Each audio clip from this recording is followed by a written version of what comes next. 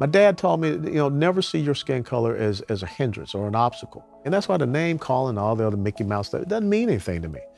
I don't hear names. I've been shot at. Okay, names don't bother me.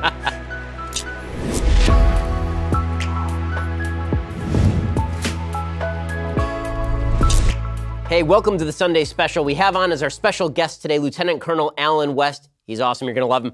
We'll get to him in just 1 second. First, let's talk about the teeter inversion table. Listen, I get back pain and neck pain sometimes. And with a teeter inversion table, you use gravity and your own body weight to decompress your spine and relieve pressure on your discs and surrounding nerves. Decompressing on a teeter inversion table for a few minutes a day, it's a great addition to anyone's daily routine to maintain a healthy spine and active lifestyle without the pain. My personal trainer actually uses a teeter inversion table all the time for himself. If you got back pain, even if you've been lucky enough to avoid back pain actually, you need a teeter to invert every day and keep your back and joints feeling really good. I feel totally better once I use the teeter inversion table. It decompresses that spine. It's great for the shoulders too.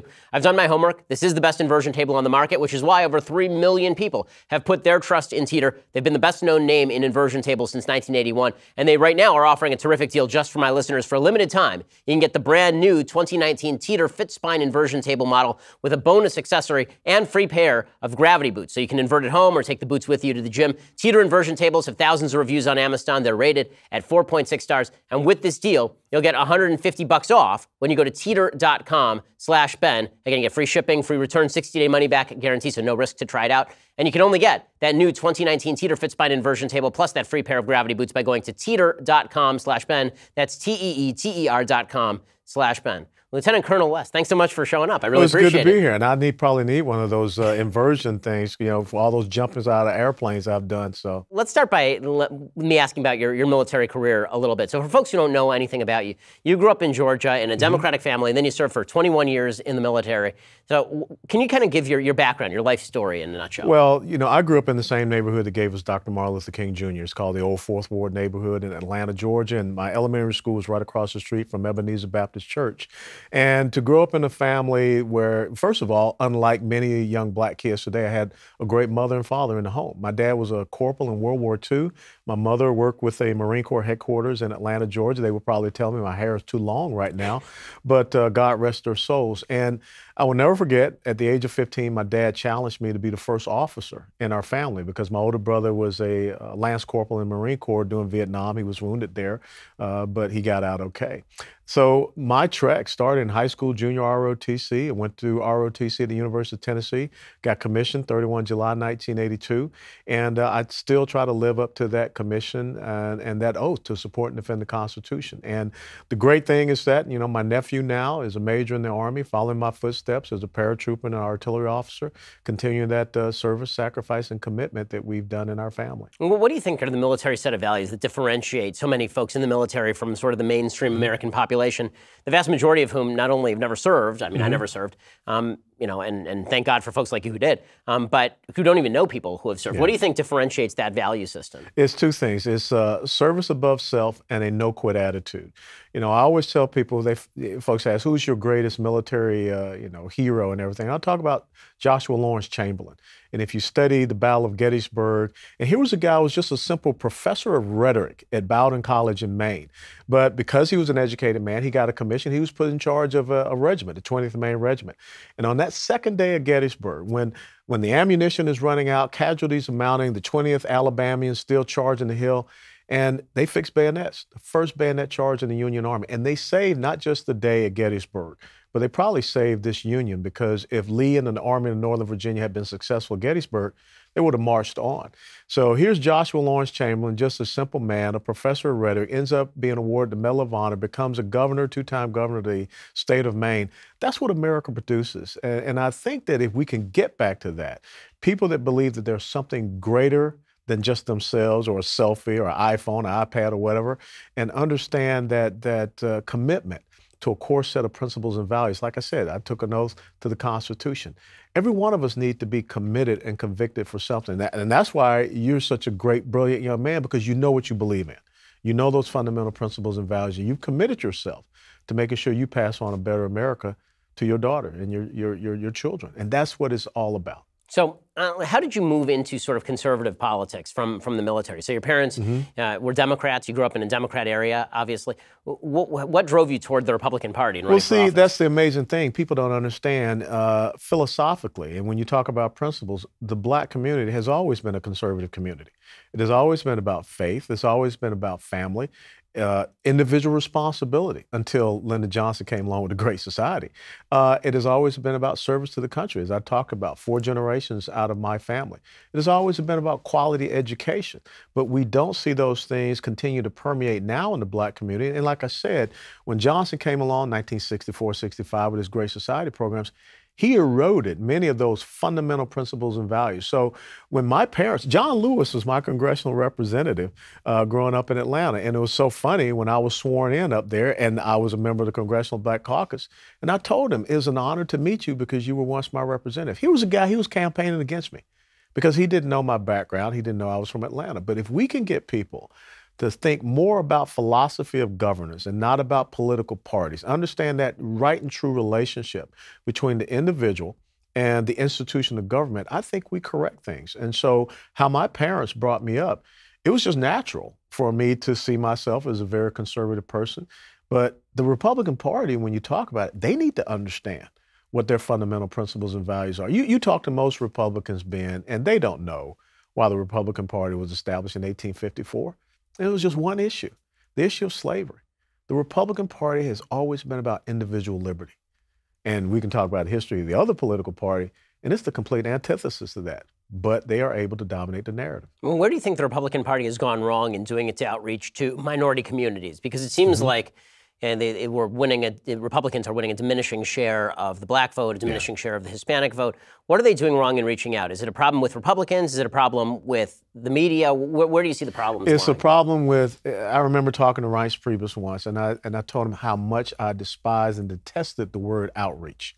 Because what outreach means is that you show up in Black History Month or Hispanic American Month or Asian Pacific American Month, all of these balkanized months that we created, and you act like you're a part of the community, and then they don't hear or see you again until 60 days before an election when you show up and you say, vote for me.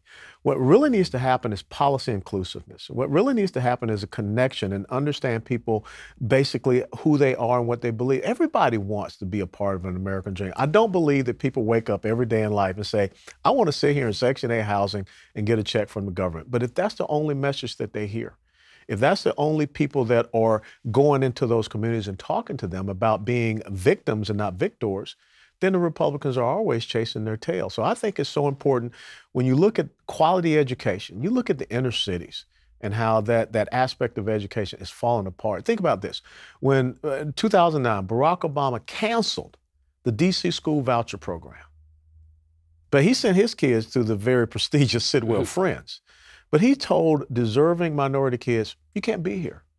What an incredible winning issue for the Republican Party to connect. When you look at, as I said, when I was born in 1961, a 2-parent household in the Black community, 74 to 77%. Today it's 24%. What a great issue to talk about how we want to restore the sense of family and restore small business entrepreneurship. And you talk about urban economic empowerment zones and all of these things. Well, go in there and start showing people what you mean by that. Are Republicans at a systemic disadvantage to a certain extent with this? Because for Democrats, you can put Democratic-oriented social workers in a lot of these areas, or you can put a welfare office that cuts a lot of checks in areas, and this has nothing to do with black and white, actually, because they're downtrodden white communities where the same thing is happening. But for Republicans, where the basic message is that if we provide you the freedom to rise, then you should rise. I mean, it's your job to rise if we're providing you the freedom. What should Republican politicians be doing? What sort of policies would you prefer to see where there is that face-to-face contact? Because as you say, if you're only seeing a Republican once every election cycle, it's a lot less likely you're going to vote for them than the people who are presumably interacting with you on a daily basis. Well, it was amazing. A lot of people gave President Trump a lot of, guff about him saying, what the heck do you have to lose? Well, that was the true nature of what needs to happen. Engage with the black community. Say, look, you've been going down the path with these guys 95% of the time. What has it gotten you? And so we need to challenge the status quo, and we need to have a wholehearted effort to go into these communities and show ourselves and show these policies. And I'm not just talking about, at the federal government level. I'm talking about city councils. I'm talking about school boards. I'm talking about those local representatives that can go in there, and the party needs to support that. It was so funny. I was talking to Lake Highlands Republicans Women's Club there in Dallas, Texas, and I was saying these exact same things. And they said, that's easy for you to say that because you're black. We can't go into a black neighborhood and say that. I said, but why do white liberal progressives go into black and Hispanic neighborhoods and they say what they have to say? You're self-censoring yourself. You're already saying that we can't, have any relationship here. And I think that that's one of the horrible things that happen. If George Soros can write all these checks and create this organization like a Black Lives Matter, which really is oxymoronic to me, is just the lives that the liberal progressive left believes that matters in the black community. Where are the benefactors on the conservative side that are saying, we're going to get in here and we're going to show policy-wise what we can do. And we're going to have these connections. We're going to have after-school programs for kids. And we're going to support the local law enforcement. And we're going to develop, more police athletic league programs, support those type of things.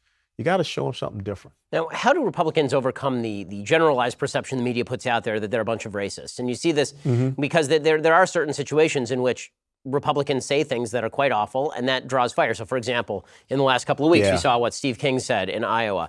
And Senator Tim Scott, the only black senator, came out and said the Republican Party's been too easy on this sort of stuff in the past. Well, do you think that that's true? Do you think the Republican Party has been too easy on sort of polarized or racially tinged or quasi-racist language in the past? I think the Republican Party has been reactionary to it and not been proactive.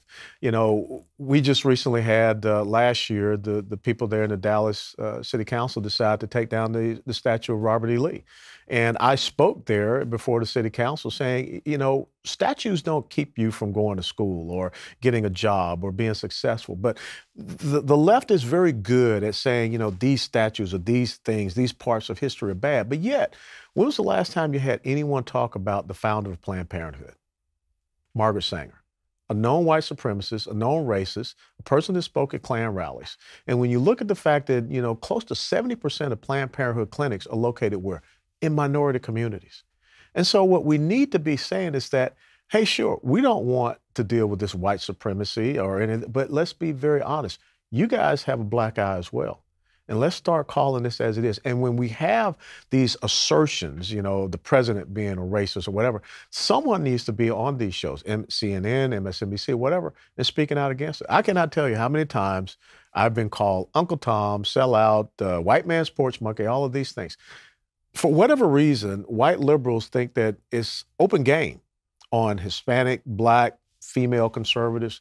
But yet, all of a sudden, they have this, this force field of protection that, keeps them from any type of scrutiny. We've got to break down that force field. And what do you make of the philosophy that's now rearing its head on campus and is moving in the mainstream of intersectionality? You see mainstream Democratic candidates now talking about intersectionality, the assumption being that basically, if you're a member of particular groups, then you are inherently victimized by American life, and that this means that we ought to take your opinion more seriously on particular issues of public policy. What do you make of that philosophy? Well, then, once again, that's about them creating people to be victims and not victors. There's a great clip. I was speaking at Northwestern University last spring semester, and I was talking about the Iranian nuclear agreement and Middle Eastern foreign policy. I thought it did a pretty good job for a boy, born and raised down south.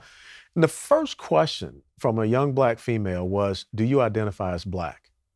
I mean, you can see the video clip. I was just floored because I'm thinking out of all the things I just said, that was the only thing that you could bring about, because there's this effort on college campuses to say that if you're Jewish, you're supposed to think a certain way. If you're black, you're supposed to think a certain way. If you're female, whatever. And if you don't think that way, you're bad or you're confused or, maybe you're mentally disturbed. But what we want to do, no matter where you come from, we need more people to be victims. Why? Because the left needs more people to be dependent upon them. And the only people that can have validity in the mindset of the left are people that have been victimized. Because if you are not, even though I was brought up in the inner city, Al Sharpton, Jesse Jackson, those kind of guys, they can't, speak for me. I don't need anyone to speak for me. I mean, my wife has a PhD. She was a business professor, MBA. She is the daughter of people that immigrated here from Jamaica legally. Her dad served 24 years in the United States military. He's buried at Arlington National Cemetery. But those aren't the stories that the other side wants to have. And that's why venues and platforms like yourself, those are the stories that we should be talking about. The stories of people that came here legally, the stories of people that, when they did run into hard times, they understood that maybe they needed a safety net. But the safety net is there for you to continue to climb to whatever amount of success you want. Because the other side wants people to just lay around in a hammock, and that's not what America's about. So in a second, I want to ask you about what role you think racism does play in American life. But first, let's talk about a New Year's resolution you can actually keep. Stop going to the post office to send letters and packages when you don't have to. Save time and money this year. Instead, use Stamps.com. Stamps.com brings all the amazing services of the U.S. Postal Service directly to your computer. Stamps.com is faster, it's more convenient, it's the easier way to get postage. You simply use your computer, you print official U.S. postage for any letter, any package, any class of mail, anywhere you want to send it, and the mail carrier picks it up. No more lugging mail to the post office, no more hassles. Stamps.com not only saves you time, it saves you money as well. With Stamps.com, you get discounted postage rates you can't even get at the post office. Not to mention, it's a fraction the cost of those expensive postage meters, and there's no equipment to lease, no long-term commitments. We use Stamps.com here at the Daily Wire offices because we don't feel like schlepping down to the post office and because we spend an awful lot of money on our postage. Right now, you too can enjoy the Stamps.com service with a special offer that includes a 4-week trial plus postage and a digital scale. So, start the new year off right. Go to Stamps.com, click on that microphone at the top of the homepage, type in promo code Shapiro. Again, that's Stamps.com, promo code Shapiro. We use it in the Shapiro household. We also use it at Daily Wire. That's Stamps.com, promo code Shapiro. So, Lieutenant Colonel West, whenever I talk about these issues with folks on the left, what they say is you are giving short shrift to the real role of both historic and current racism in American life. You don't understand racism, and that's why you're not quick enough to denounce racism. So, to take the Steve King example, Steve King for years said stuff that was very borderline and could be interpreted a couple of different ways. And I gave him the benefit of the doubt because I tried to give people the benefit of the doubt. And then he said something in the last couple of weeks that is just inexcusable, and there's no way for me to give him the benefit of the doubt anymore. According to the left, they would say, well, why'd you give him the benefit of the doubt in the first place? If you truly understood how evanescent racism is, how present it is, then you wouldn't be giving people the benefit of the doubt. You'd be coming down on them when they say something that could even be construed as racist. How should we deal with racism in American life? How prominent is it? And what's the best way to fight it? Well, I think that we have seen this resurgence of the word and the term racism and racist here recently because the left has used it as a tool to get people to self-censor. As a matter of fact, we just recently had the new freshman Democrat representative from the state of Washington, Representative Javapal, talk about the whole thing about this border wall is because, Donald Trump wants to keep America pure, that it's all about racism. Well, say that to the young legal immigrant police officer, Ronil Singh. That had nothing to do with racism. A criminal legal immigrant killed him. Or Jamil Shaw from right here in California. Or any of the other instances where we have seen Kayla Cuevas and then also Nisa Mickens, who were killed by MS-13 gang members. So I think that what has happened is that when the left wants to try to get people to shut down, they throw out the racist word. I mean, if you disagree with Barack Obama, you were a racist. Or if you disagree with Eric Holder. And I'm tired of us, the boy that cried wolf. Is there racism in the United States of America? Of course there is. There are people that are going to have inherent prejudices. But the great thing about America is that this America now will do everything it can to squash and not allow those type of thoughts or perspectives or philosophies to have any impact or influence in our society. And I think Steve King has really relegated himself to insignificance and irrelevance. And I would be very surprised if the people out in Iowa were to vote for him again. I mean, because it just gets to be too much too often. But I also think that we need to combat a racism that we have seen in what I call, and some people call, the soft bigotry of low expectations. Someone could look at a program like affirmative action and say that's racist. To say to me that, well, you probably can't achieve it, so we're going to lower the standards so you can get out there and play. That was the great thing that my dad taught me about the military. He said, son, when you go into the military, it ain't about the color of your skin. It is all about what you can do out there on the battlefield. And that's how it should be. I mean, and Martin Luther King talked about that. It's about character. It's not about color of the skin. But for whatever reason, America has reversed, and we've gone back to talking more so about the color of the skin issues instead of the character of people. So Steve King, this is not so much about, skin color. It's about his lack of character and lack of integrity that would have him saying something as foolish as he did. Okay, so I want to ask you a little bit about military policies. One of the things that's happened inside the Republican Party, even since you left the military, is a movement away from a more hawkish interventionist Republican Party and toward a sort of isolationist perspective. Now, you served in Iraq. The prevailing opinion seems to be, not only in the mainstream media, but now inside the Republican Party, that the war in Iraq was a horrible mistake. What's your perspective on the war, having served there and having made policy about it in Congress? Well, I will tell you that having been there on the ground, I mean, there were things that you gave opportunities for the people in Iraq that they never would have ever had. Folks ask me, what was the greatest achievement that you had in your 22 years or so in the military? And I will tell you, when I was in Afghanistan and seeing little girls go to school, that was the most special thing that I could ever think of. Now, the problem with our military and the problem with the civilian leaders that we have over the military and political leaders, they don't understand nation building. We don't need to be in the business of nation building.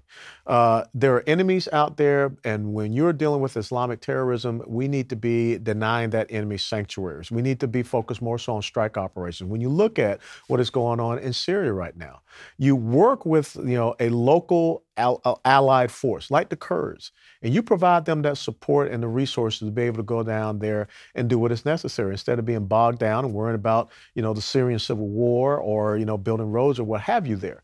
And I think that that's what we have lost our sight in Afghanistan. In Afghanistan, if you're not going to do something about the terrorist sanctuaries in Pakistan, then you might as well leave. Because, the 2.5 years that I was spent in Afghanistan, we knew exactly what was happening. When the snows melted and the passes opened up, they came right out of Pakistan, back over into Afghanistan. They stayed there. They fought us until, the snows set back in. They went back over, rearmed and refitted. The exact same lesson we learned in Vietnam, Ben. Laos and Cambodia. We were allowing the enemy to stage there and come in and attack us. So, as George Santayana attributed to him, said, those who fail to learn from history are doomed to repeat it. We need to understand and figure out what are we going to use our military for. Our military is not there for nation building. Our military there is as a credible deterrent force. And I think that too often people just believe, let's put the military out there and let's figure out as we go along. We want defined and set goals and objectives and strategies that enable us to achieve victory. But I tell you, when I see what's happening with Iran out there in the Persian Gulf and the harassment they're doing of our warships, that's got to end. What do you think of the declaration by President Trump, for example, that the war in Iraq was basically lost? I mean, he essentially called George W. Bush a war criminal in the middle of the campaign. He suggested that people who had been killed in action in Iraq had basically wasted their lives. Well, what do you think of a Republican Party that's moved in this more very harshly isolationist direction, at least in rhetoric, if not in practice? Well, I think it's really interesting when people are private citizens, what they say, and then all of a sudden they sit there at the Resolute desk and they get those briefings, they come to understand, military affairs, national security, and foreign policy. They take a different perspective. The United States of America can't completely withdraw from the world. Now, we all know that. But what the United States military and the United States should be doing is building those key relationships and partnerships. When you look at Eastern Europe, we should be, better relations with Poland, with the Baltic states, Latvia, Estonia, Lithuania. What more can we do with the Ukraine? Because when Vladimir Putin saw us kind of wash our hands with the Ukraine, that's when he went in and he took the Crimea. When he saw us decimating our military capability and capacity, he, Xi Jinping, North Korea, Hassan Rouhani, and the Iranians, the Ayatollahs, they saw that as the window of opportunity.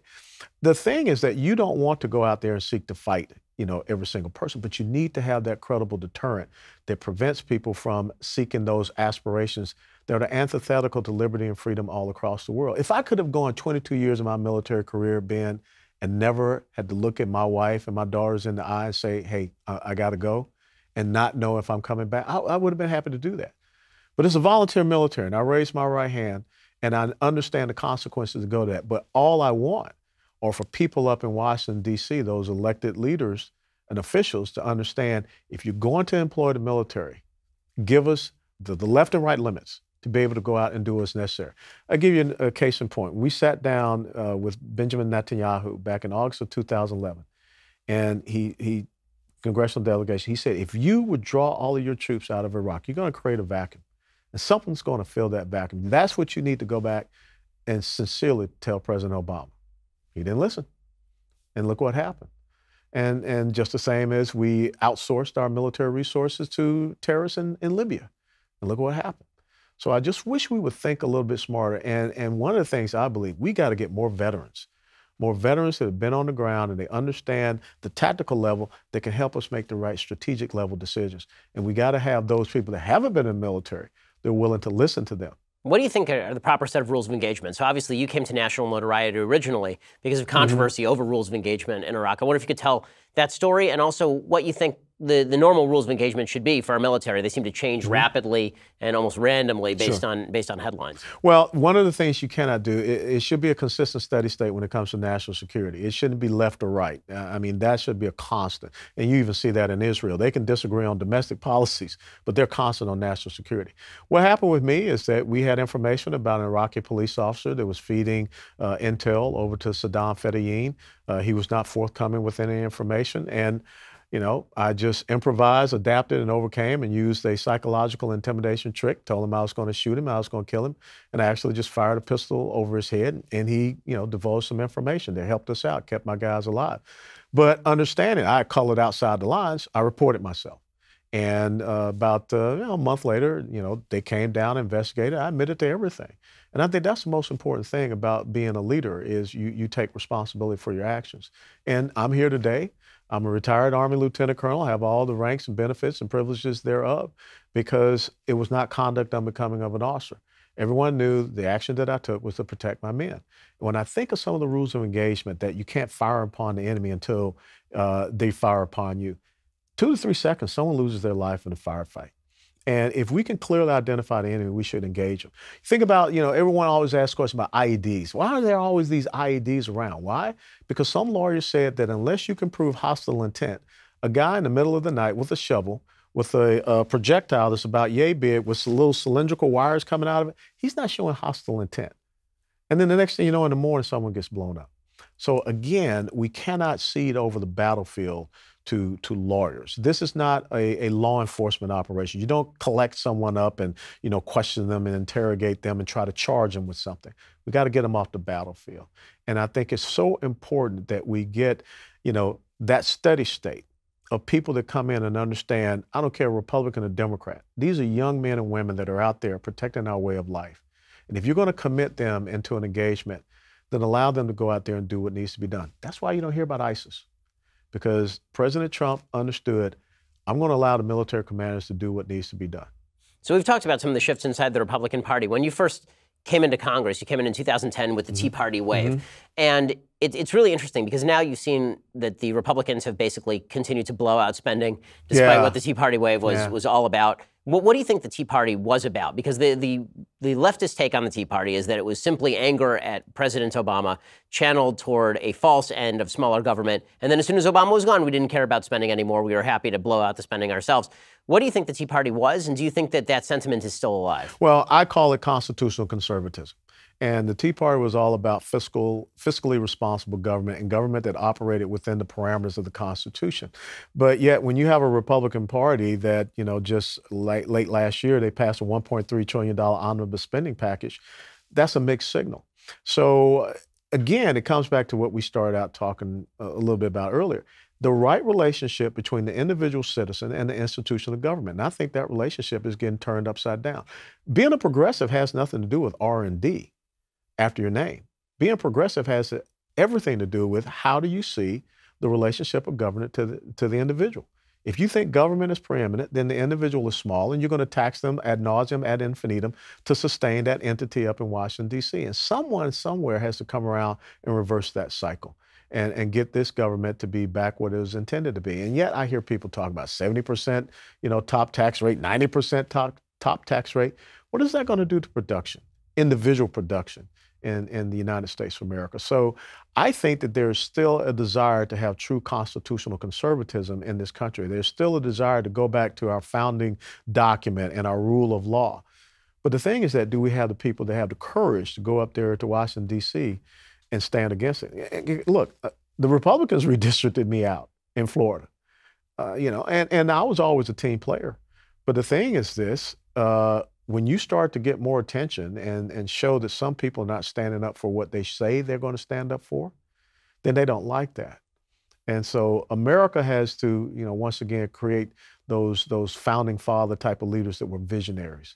And we're not there yet, but hopefully we can get there. And one of the things that's been really fascinating is there's been this open debate that's now broken out, maybe in the last couple of months particularly, over kind of the direction of the Republican Party in terms of what the government should do. So it was really led off by Tucker Carlson, who gave this monologue on Fox News in which he suggested that the breakdown of family structure was due to a bunch of people in the American economy being left behind by economic choices that had been made. And the counter argument was that the breakdown of the American family and the breakdown of a lot of our societal institutions was really a moral issue that started in the 1960s, was more linked to welfare policy than it was linked to government failures on tariffs, and that these problems can't necessarily be cured by more government interventionism, that this is actually a problem of the American soul. Where do you come down on that? Do you think that we have more of a moral problem in America, or do you think that this is all just sort of economics translated into a moral problem? People who can't afford to get married, it's a moral problem in the United States of America.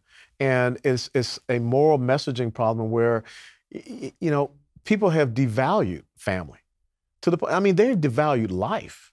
I mean, you think about since Roe v. Wade, almost 18 million black babies have been murdered in the womb.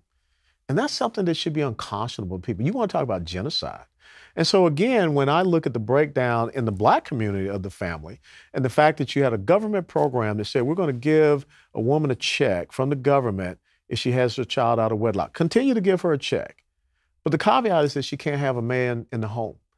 So the maybe unintended, but I think somewhat intended consequence is that you remove the responsibility of the man in the home in a community where the man had always been that responsible figure. I mean, what got the black community through slavery, segregation, Jim Crow, all of these things? It was that solid black family. It was that sense of community. And now that's been decimated. So do I think that another government program is going to repair that? No. I think that there has to be awakening within each and every one of us to say that we can do better than that.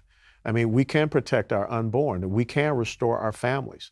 But until we get, Hollywood and the culture back on track, that's going to be an uphill battle. In a second, I want to talk to you about Texas, because your book is Hold Texas, Hold the Nation. I want to talk to you about that in 1 second. First, let's talk about your impending death. Well, hopefully not that impending. Hopefully it's a long time before you die. But when you do plots, you're going to wish that you had life insurance. And at least your family is going to wish that, because you don't want to be buried in a pauper's grave. You don't want to leave your family without any options. But getting life insurance is kind of intimidating. There are a lot of options. It's hard to know where to start. Making sure your family is financially protected, it's too important to avoid. So Policy Genius created a website that makes it easy for you to compare quotes, get advice, and get covered without extra fees or commissioned sales agents. Policy Genius is the easy way to get life insurance in minutes. You can compare quotes from top insurers to find the coverage you need at a price you can afford. From there, you can apply online, and the advisors at Policy Genius will handle all the red tape for you. They'll even negotiate your rate with the insurance company, all part of their best price guarantee. And Policy Genius doesn't just make life insurance easy. Whether you're shopping for disability insurance or homeowners insurance or auto insurance,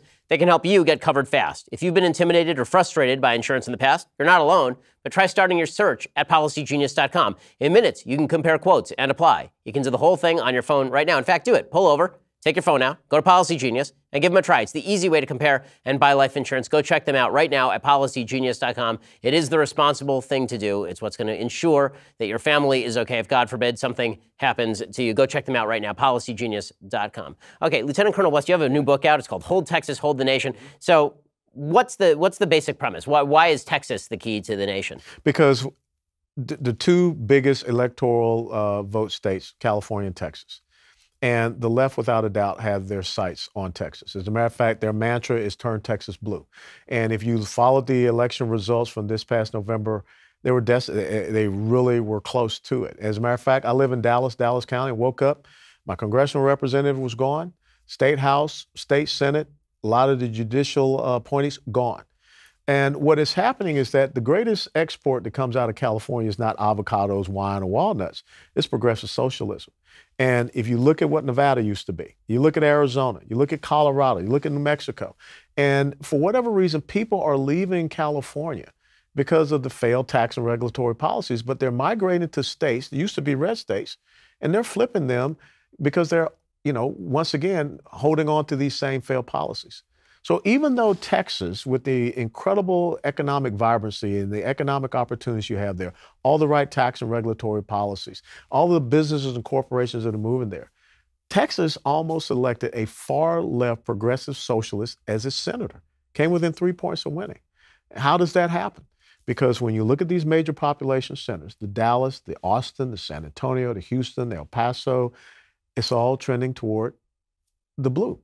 And even though Texas has 254 counties, if all of that population centers in the I-35 corridor and some other places, then it's just a matter of time. And if the left is successful in turning Texas, the national level elections are done. You're never going to be able to reverse that cycle. Well, one of the scariest things that I saw about the polling from Texas in the aftermath of Cruz's narrow win over Bob O'Rourke, as you call him, yeah, Bob, is that the polls tended to show that immigrants from other parts of the country actually tended to vote for Cruz, that it was homegrown Texans, young homegrown Texans, who were voting actually more and more in favor of Democrats. Why do you think that's happening? Why do you think that's the young people. And of course, when you go to like a place like the University of Texas, and of course, Representative O'Rourke was at his event skateboarding and what have you. But you're also seeing a lot of people that are coming into Texas. The heads of these corporations understand why they're moving, but yet they're not talking to a lot of the employees. No, without a doubt, there are people that are coming from California, Illinois, New York, and New Jersey say, I've had it with the policies there, especially the tax policies. But you also are having people that are coming in within the last year, 2 years. They don't know the history of Texas, but yet they're able to immediately come in and vote. And I think it's so important that it's almost like a proactive marketing venture that Texas has to go into to say, welcome to Texas, but why are you here?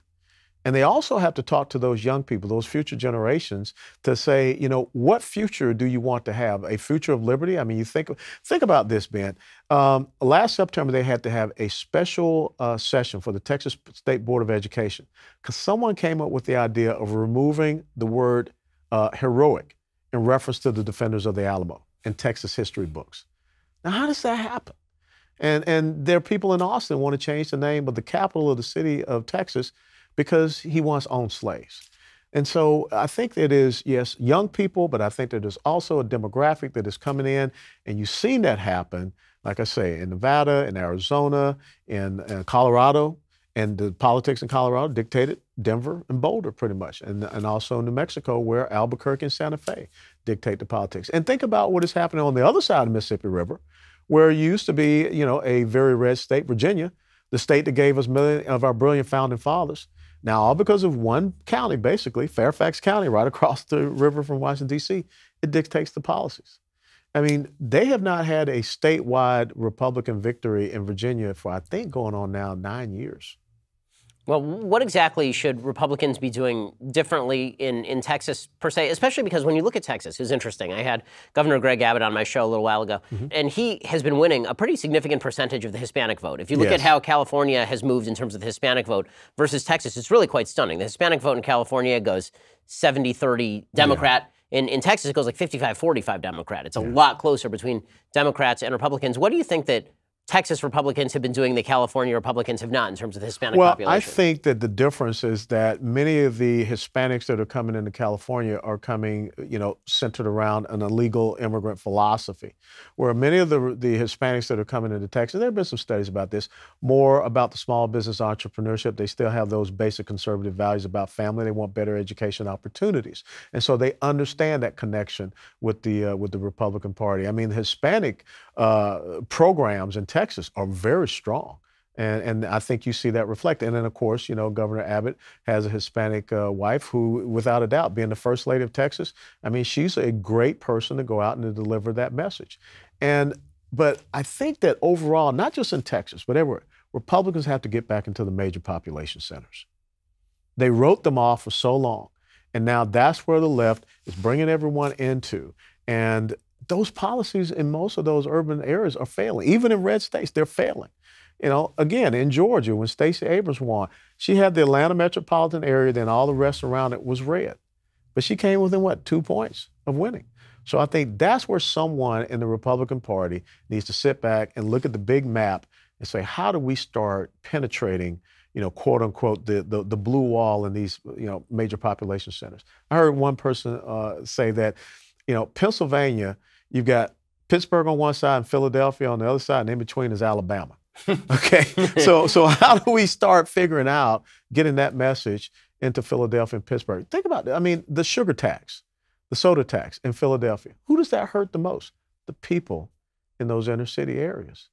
Illegal immigration, the sanctuary city policies. Who does that hurt mostly? The minority populations there. Look at what is happening in the South Side of Chicago with the rampant gang violence. That's where we need to be. And if we don't take that seriously, I mean, it's just a matter of time. And that's why I'm fairly pessimistic about 2020. I want to get your thoughts on this, because in 2018, the Republicans showed up. I mean, they showed up to vote, and then they got swamped. Basically, all the red areas got redder, all the blue areas got bluer, and all the purple areas got very blue very quickly. All those suburban areas got very blue.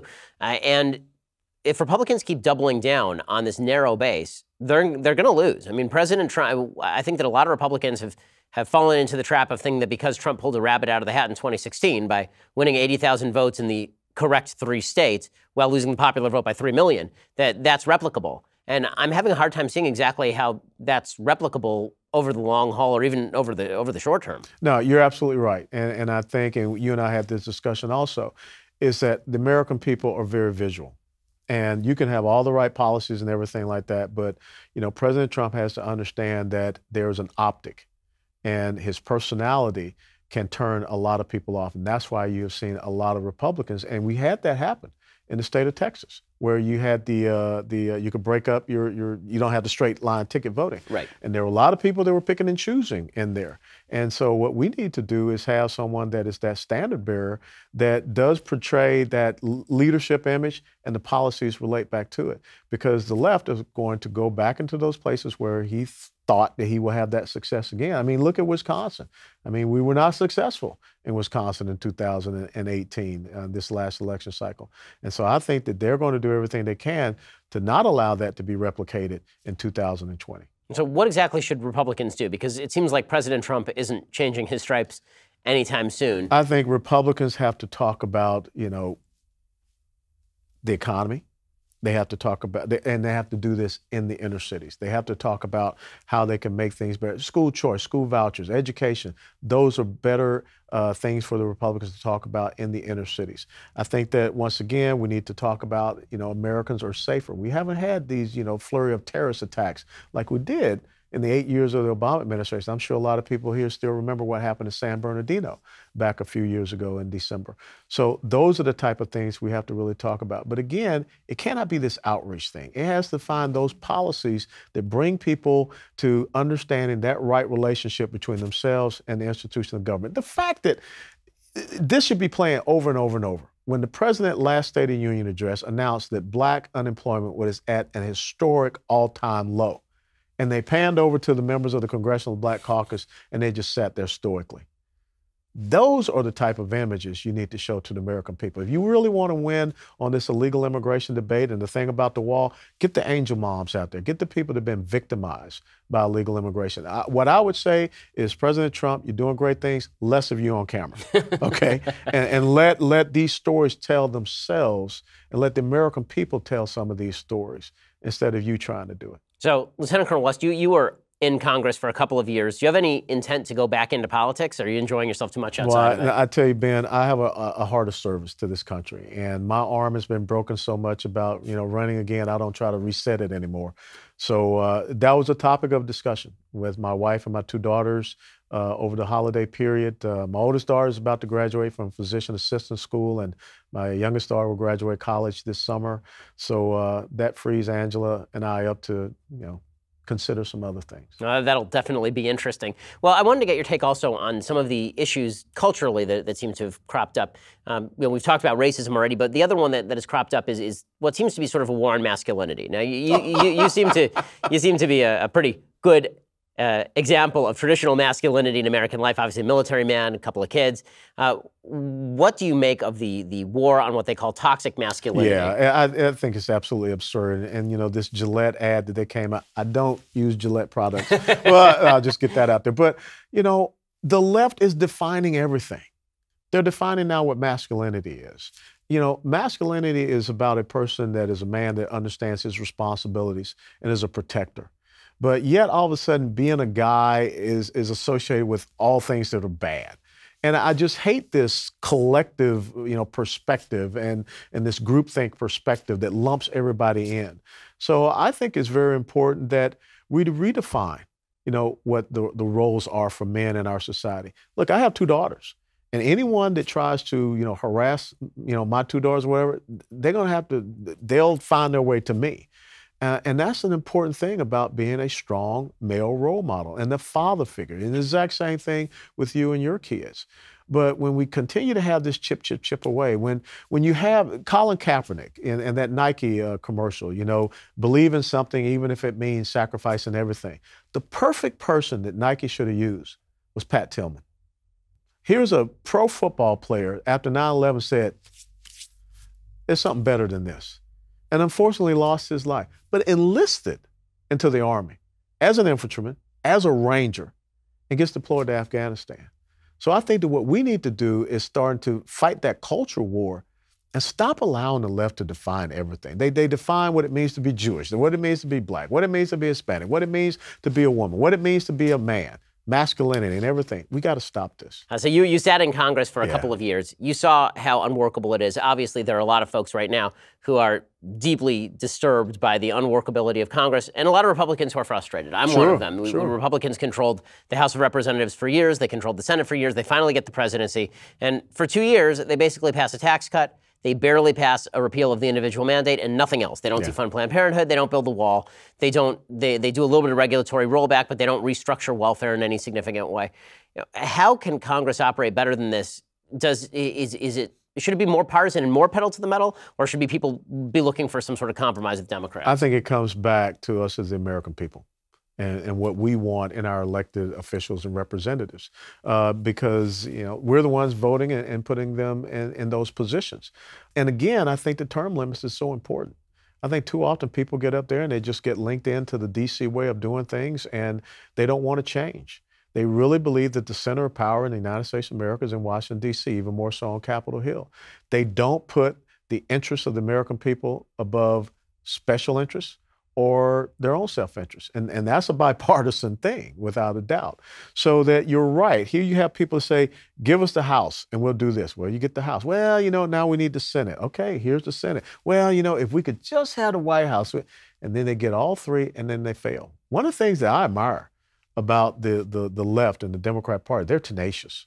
Even in the minority, they're tenacious because they're true believers in what they believe in, even if it's wrong.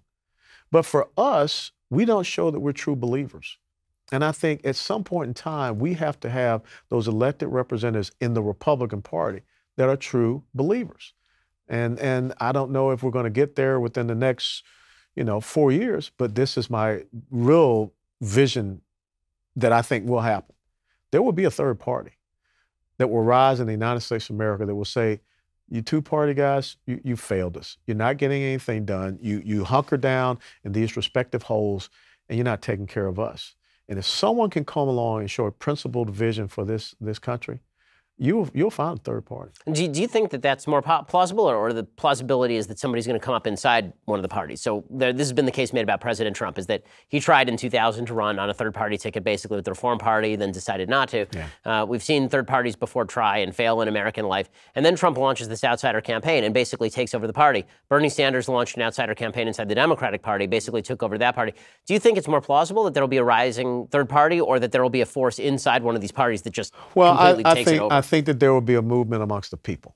I really do. And somehow the people will find someone to elevate. I mean, I often go back and I always talk about how the children of Israel said they want a king. God said, okay, here you go. Here's Saul. And the next thing you know, it's like, oh, no. And even when, Samuel went to the house of Jesse and he saw all of those sons and he thought it was this son and he thought it was that son. And God said, no, it's that kid there. It's the little scrappy kid coming in from tending the sheep. That's going to be the one. So I think somewhere there's a David out there that's out there just tending the sheep, minding his own business. But he will be the one that will take this country to its next level and restore this country as a constitutional republic. And then our education system has to educate people about what it means to be. We're not teaching our Constitution. We're not teaching our founding documents. We're not teaching our history. And so something has to happen. That revolution has to happen because we have a system of indoctrination, not a system of education. And I think when all those things align themselves, we'll have the right. So are you optimistic or pessimistic about the future? I'm always optimistic, man, because if you're pessimistic, why wake up? It really is. And I did not, 4 generations in my family all combat veterans. We didn't fight for America to look like a Venezuela. When I was a young lieutenant and I went through Checkpoint Charlie over to East Berlin, I knew exactly the reason why there was a United States of America. Do you think that there should be some sort of national service component? Because obviously being in the military changed you. Obviously it had a long line in your family of changing people. There's been a lot of talk about the idea that young people particularly don't feel any sense of solidarity with the ideals of the United States. We feel increasingly disconnected because of social media and isolated. Do you think that there should be consideration of a national service like they have in Israel, for example? Some type of national service, not exactly bringing back a military draft. Because as a former commander, I don't need to spend 95% of my time with 5% that don't want to be there. It should be a privilege to wear the uniform of the United States of America and serve this country in uniform. But there's so many other things. The forestry service. I mean, just being in some of these local communities and around here, going to some of the, feed the homeless type of places. That's the type of community service to let these kids know that life does not, center around you taking a selfie and your iPad and your iPhone. There's something greater. Remember we talked about what separates the military from the rest of civilian society? Service above self. And we got to restore that in these future generations. So you've been going around a lot with the Young America's Foundation. Obviously, they're a group that I work with as well. And you've been going to a lot of college campuses. What's made you optimistic and what's made you pessimistic? What was the worst question you got while you were on the road? And you've seen some protests as well. What's that been like going to these college campuses? The worst question was when the young lady at Northwestern University asked me if I identified as black. But that also gave me a window into understanding that level of indoctrination that's happening, that people are just believing that you have to, it's kind of like the Borg in the old Star Trek Next Generation, that, you will assimilate, resistance is futile, you don't have an identity, you're just 6 of 7 or 7 of 9 or whatever. And so that's very troubling for me, because college is supposed to be a place where you develop critical thinking skills. And you're supposed to have that intellectual debate. And you're not having that. And I've been to places where, folks, they hold up the signs trying to disrupt you or whatever, and you just plow right through it. And what keeps me optimistic is that when you go on these campuses, Ben, and you see those young future conservatives that are standing up in the most horrific of situations. I mean, I don't know if I could have done that if I was a college student in these same areas where, your professors are against you, the administration's against you, your peers are against you, and they continue to stand. So the least I can do is to be optimistic and to fight for an America to give these young, deserving people. How about the case that colleges are basically trashed? I mean, this is a case that's been made by some conservatives, which is that the best move for conservatives would be to take their kids and either put them in places like Hillsdale College, yes, or to take their kids out of college completely and do the Peter Thiel thing. Just if they've got money, give them their kids money, get them an apprenticeship, find a way for them to avoid college. Do you think that college is actually a useful bargain for a lot of kids? No, I think college is still useful. I think that, to develop the mind is a very important thing. But I think that we should have a Hillsdale College in every single state in the United States of America. Northwood University is another school up in Michigan that's a free market, free enterprise institution. We should have one of those. I once went to some very wealthy white philanthropists, and I said, look at how historic black colleges and universities are struggling. Wouldn't it be great if you went in and just bought a few of them and turned them into constitutional conservative black institutions? Because when you read, Booker T. Washington's, autobiography, Up From Slavery, how did he establish Tuskegee Institute? He established Tuskegee Institute based upon conservative principles. Education, entrepreneurship, and self-reliance. Now, that's what we should be, bringing forth in all of our schools, that you're there to get a relevant education, not just there to get some education in women's studies or underwater basket weaving, and then you got to go out and be a barista at the Starbucks, and you got all kind of massive debt. What are we doing to develop the next generation of productive Americans to go out into our society? And that's why we've got to rethink how education is done. Sure, not every kid needs to go to college. But college needs to be there, needs to be available, but it needs to be relevant education. Well, this does raise the question of conservative donors, because it seems like conservative donors, very often, they only want to give to a couple of causes. One, they want to give to their church. Two, they want to give to a political candidate. Or three, they want to give to somebody who they think is making a splash. How do we change minds in the conservative giving community to say, look, you actually have to invest in local institutions that may not put your name on a building and that may not actually, benefit you in the press. Again, they got to stop thinking about themselves and stop, creating these organizations that is reflective of them in their own little rice bowl or their own little silo. I mean, when I look at, the George Soroses and the Tom Steyers and Michael Bloomberg, I mean, they find a cause and they fund that cause from the strategic level down to the tactical level. And you can walk it back to all of these groups that are out there: Moms Demand Action, the environmental groups, the Black Lives Matter, Antifa, whatever. And you can trace it back to one of these top funders. But we don't have that same type of fervor. I mean, we've got the resources on our side to go out there and buy a newspaper. And why aren't we doing that? And then we sit back and we wring our hands and say, oh, they control this and they control that. They control it because we are ceding that territory over to them. So I am looking, we do need people that think from at the strategic level, say, I'm going to, develop my army that can get down here at the tactical level on the ground, that can get in this neighborhood in X city. And I'm going to replicate that in other neighborhoods and cities all across. I'm going to, take on this mantle of building constitutional conservative centers of higher education. And that's going to be my cause. But instead, we just got guys that, throw a little bit here, throw a little bit there. And they don't fight like the old Greeks. Remember the old Greeks used to lock their shields and create the phalanx? We don't fight like that on the constitutional conservative side. And it's real easy for us to get picked off. Well, Colonel West, I want to ask you about what drives you, because obviously you're driven by a sense of mission and purpose. What instilled that in you when you were young, or what gets you up in the morning every day? I mean, because are you a person of religious faith? Where does that come from? Oh, absolutely. I mean, every guy born down south got a little bit of, pastor in him. But my dad and my mom were just incredible. And, my dad, when he told me that, there's no greater honor than wearing the uniform of the United States of America. And here was a man born in 1920. And my mom was born in 1931, down south. There weren't exactly good times to be, black in the United States of America. But they never had a disparaging word about this country. They always believed that the opportunities were there for me to go and excel and do whatever I wanted to do in this great nation. And that's what I fight for. I call it the difference between the equality of opportunity and the equality of outcomes. My dad told me, never see your skin color as a hindrance or an obstacle. You find out what the standard is, what it means to get the A, and then you get an A+.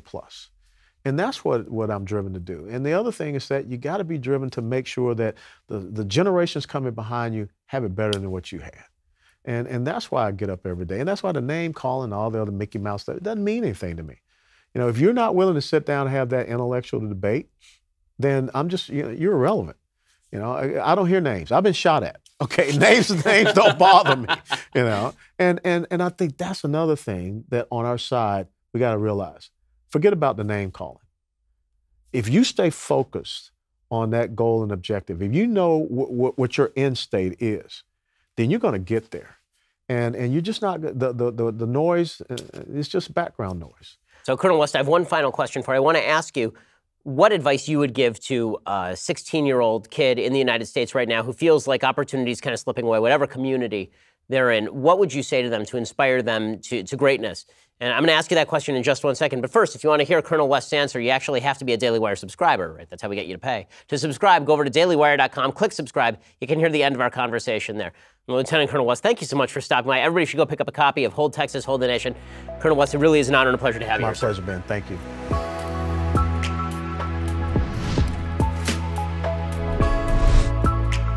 The Ben Shapiro Show Sunday Special is produced by Jonathan Hay, executive producer Jeremy Boring, associate producer Mathis Glover, edited by Donovan Fowler. Audio is mixed by Dylan Case. Hair and makeup is by Jesua Olvera. Title graphics by Cynthia Angulo. The Ben Shapiro Show Sunday Special is a Daily Wire production. Copyright Daily Wire 2019.